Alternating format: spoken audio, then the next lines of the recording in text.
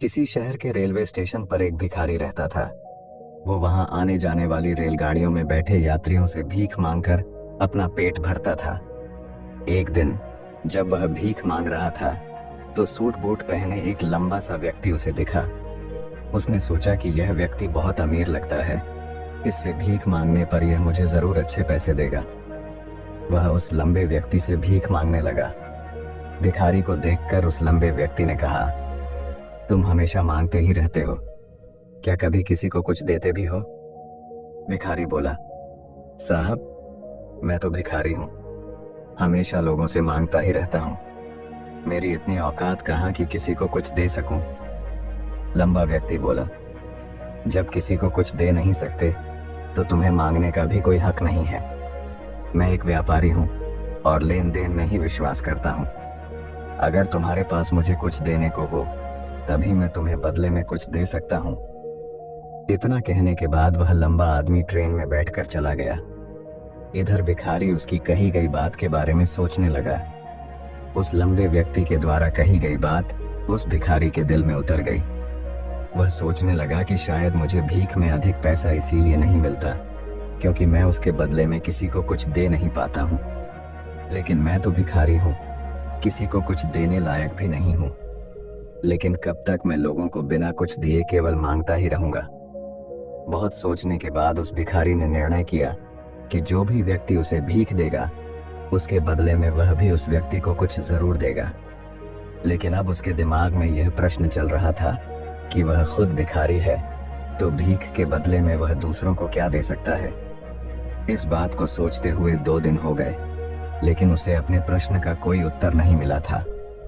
तीसरे दिन जब वह स्टेशन के पास बैठा हुआ था तभी उसकी नजर कुछ फूलों पर पड़ी जो स्टेशन के आसपास के पौधों पर खिल रहे थे। उसने सोचा, क्यों ना मैं लोगों को भीख के बदले कुछ फूल दे दिया करूं।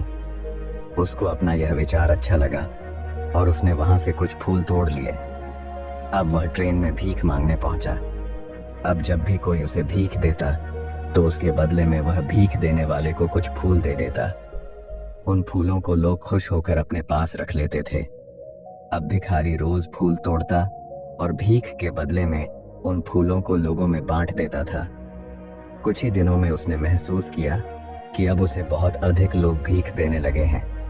वह स्टेशन के पास के सभी फूलों को तोड़ लाता था।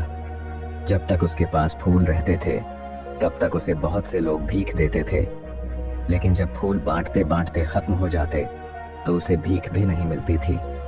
अब रोज ऐसा ही चलता रहा। एक दिन जब वह भीख मांग रहा था तो उसने देखा कि वही लंबा व्यक्ति ट्रेन में बैठा है जिसकी वजह से उसे भीख के बदले फूल देने की प्रेरणा मिली थी। वह तुरंत उस व्यक्ति के पास पहुंच गया और भीख मांगते हुए बोला, आज मेरे पास आपको देने के लिए कुछ फूल हैं। आप मुझे भीख दीजिए तो बदले में मैं आपको कुछ फूल दूंगा। उस लंबे व्यक्ति ने उसे भीख के रूप में कुछ पैसे दे दिए और भिखारी ने कुछ फूल उसे दे दिए। उस लंबे व्यक्ति को यह बात बहुत पसंद आई।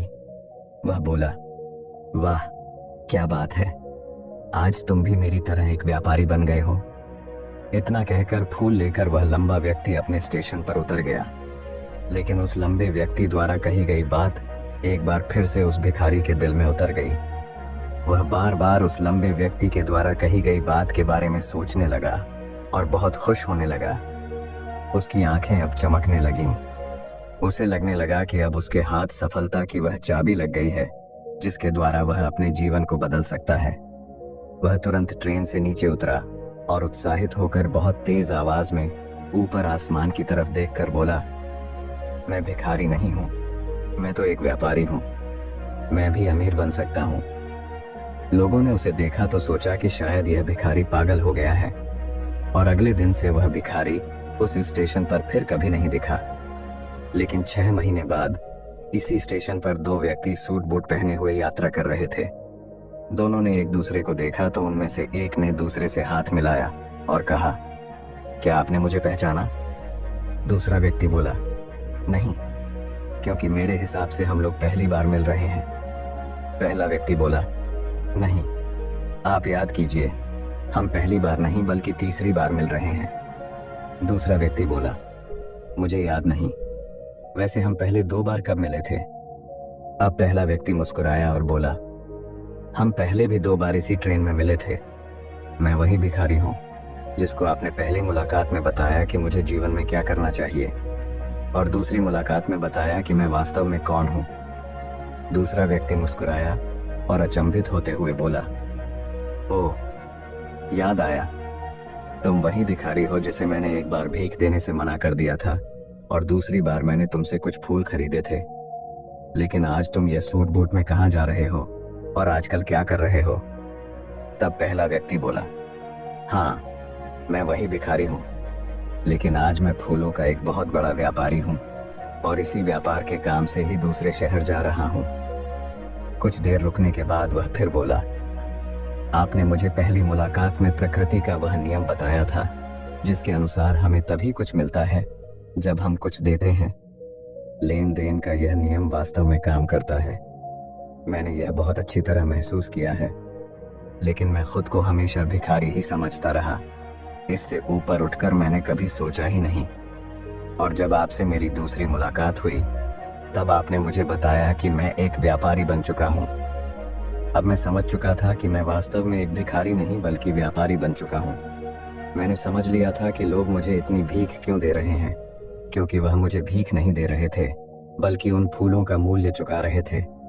सभी लोग मेरे फूल खरीद रहे थे क्योंकि इससे सस्ते फूल उन्हें कहाँ मिलते।